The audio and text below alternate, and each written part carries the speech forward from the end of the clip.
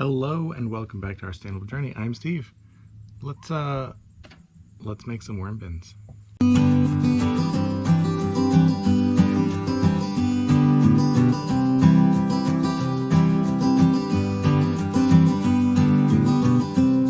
The other day I was sifting and I realized I had 2 or 3 empty tubs that I had been meaning to start putting worms in, but then we had that crazy heat wave and I didn't want to start them off on a bad hot start, so I waited till it cooled down a little bit. So it's been like 50 in the morning and 80 to 90 during the day, so it's still warm during the day, but it's very cool at night now.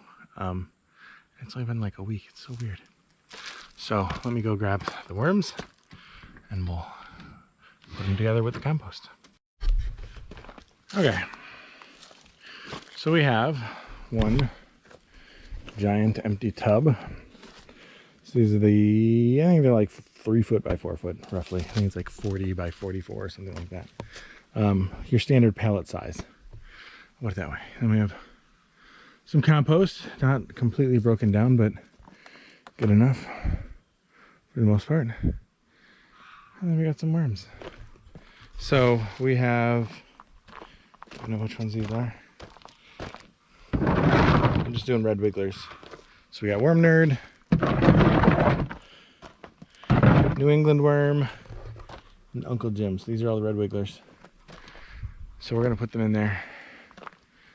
I'm gonna start by putting in some of this compost that's in the bucket here. So I may just turn this thing sideways. Work smarter, not harder. There we go. There. So I can just lift up the bucket and it'll go right in. So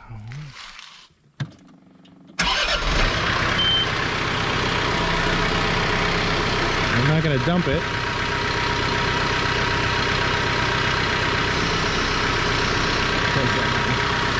That's probably good. All right. Yep, that'll do.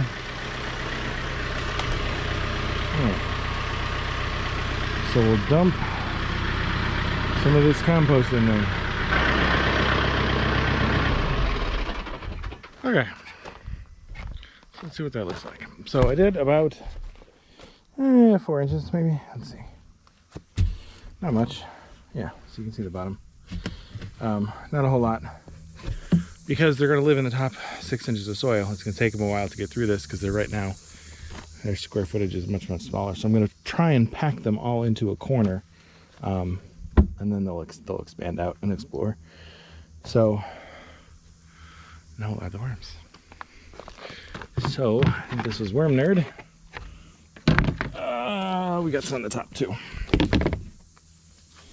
So I don't have anything easy with which to grab them.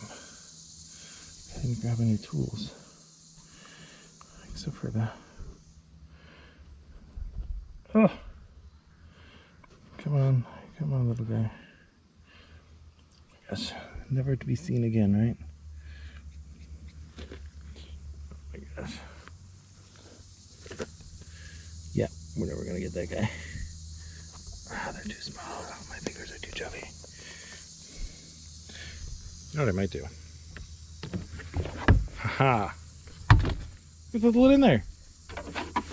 Give them a couple of days. They'll work down into the soil. Work smarter, not harder. So let's do that. Alright. So now we'll dump this whole thing in there.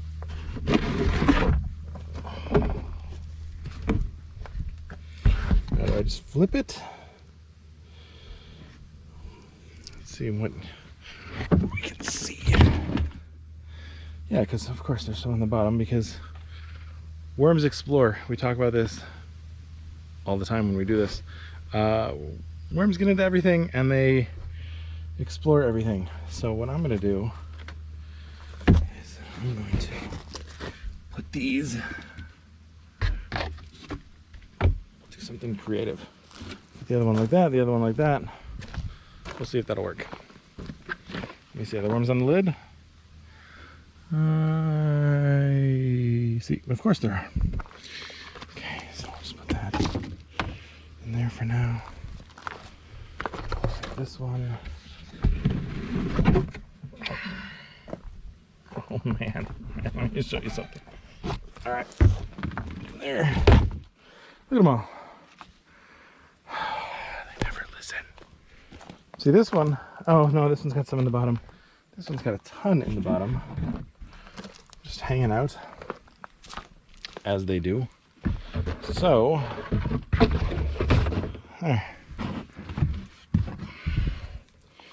Okay, I have an idea.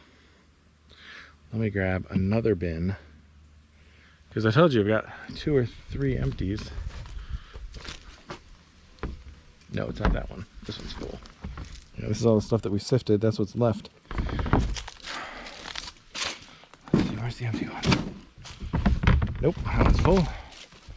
Ah, I bet it's this one without the lid. Duh. So, yep, another empty one. Let me grab the, I'm just gonna bring the tractor down here. And then I can take those last 3 tubs and I'll put them in that one. See if I can spread these lids out a little bit. I'll leave them open for a few hours, these worms, because they've got some sun. They'll head down soon enough. As it starts to dry out from the sun, they'll head down in the light. I'm not too concerned. But it's these last couple of tubs. So I'm gonna move them out of the way so I can drive the tractor to the other bin. Make my life easy.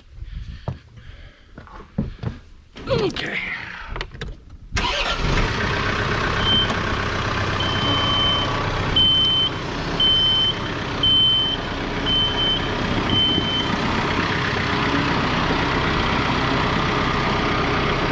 Is hitting anything.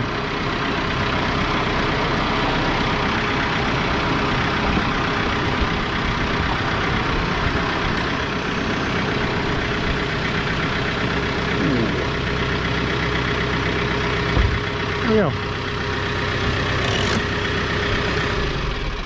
Okay. Now,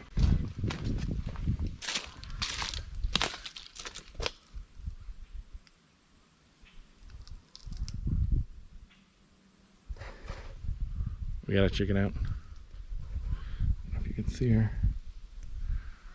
She's not supposed to be there. She's not there. She's supposed to be in there where it's safe, because the tree where the bobcat was spotted was right over there. So I'll have to round her up later. All right, let me fill this one up with some more compost. Okay, that'll do it. So, again, a couple inches. Let's go grab those worm bins and put them in here. 1. And lid. I'm not even gonna risk it. We'll put the lid in there anyway. This guy. Oh yeah. And worms in the bottom. All over the bottom. Because of course there are worms in the bottom. Alright. Hard to do with a camera. Alright, look at them all. Oh, these jerks. They never listen on where to go. They're already crawling up the sides. Come on, guys. Go into the soil. Compost. Alright. Let's move this over without crushing everybody.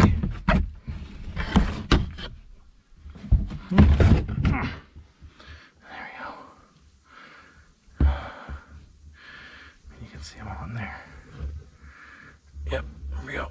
See, worms galore. Yep. Okay. All right. And now put that in there. So it'll do a couple things. It'll give them a little bit of protection for the next few hours from the sun, and I can convince them to go down once I move the tractor. I'll dump this back in the pile, and then we'll be feeding these guys and keeping an eye on their growth and making sure that they're taking care of all these food scraps. Now let me show you what I pulled out of this tub, or out of the compost as I was dumping it in there. Okay, just because it is food does not mean that it is compostable. And just because you use it to eat food does not mean it is compostable. And that's a piece of fork, maybe? I don't know. But I saw that and pulled it out. And some tines for said fork. And then when I was creating the other tub, same thing. There was an applesauce, I think. So, not all food. Yeah, I think this is applesauce, right? A go-go squeeze. I think that's applesauce. I don't know. I saw the little helicopter doodad for the top of it. Pulled it out. Not compostable. Just because it had food in it does not make it compostable. So, we see a lot of that. A lot. I pulled a beer bottle out this morning when I was pulling buckets. So, yeah. That's kind of the downside to this business. So anyway, we'll get this tub going. We've got that tub going. I'm probably going to end up moving them into the barn in the coming couple of weeks because the weather's starting to turn. It was like 1,000 degrees a week ago, and now it's in the 50s in the morning and cold. It's weird. And leaves are starting to fall from some of our walnut trees over there.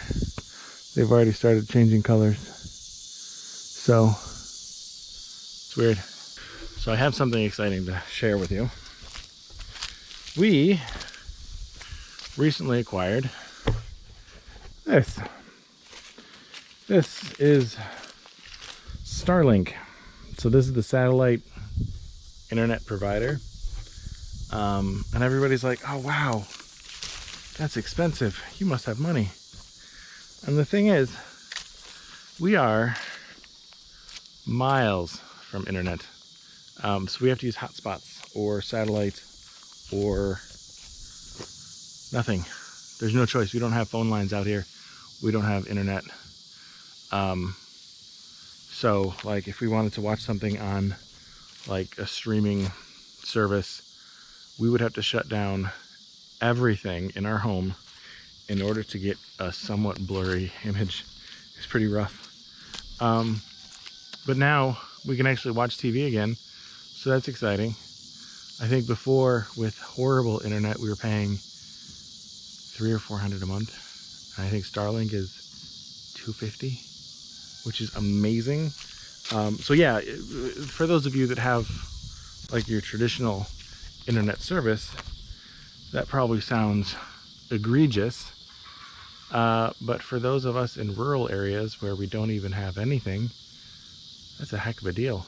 And it works and it's reliable for the most part, as long as there aren't too many things blocking it. And we've got it in a bad spot right now. We're going to put it on the roof because right now it's just on the patio there. I want to move it up on the roof so there's less trees blocking it, because that cuts out on your internet ability.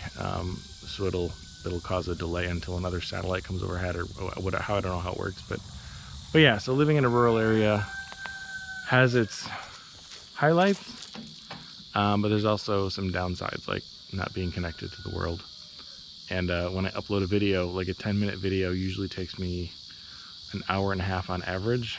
I've seen it as much as 3 to 4 hours to upload a video that's 10 minutes long. So now we might be able to do a live, which is kind of exciting.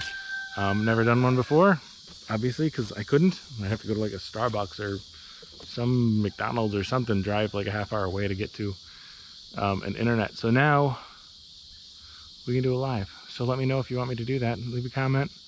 And we'll see y'all next time. Take care.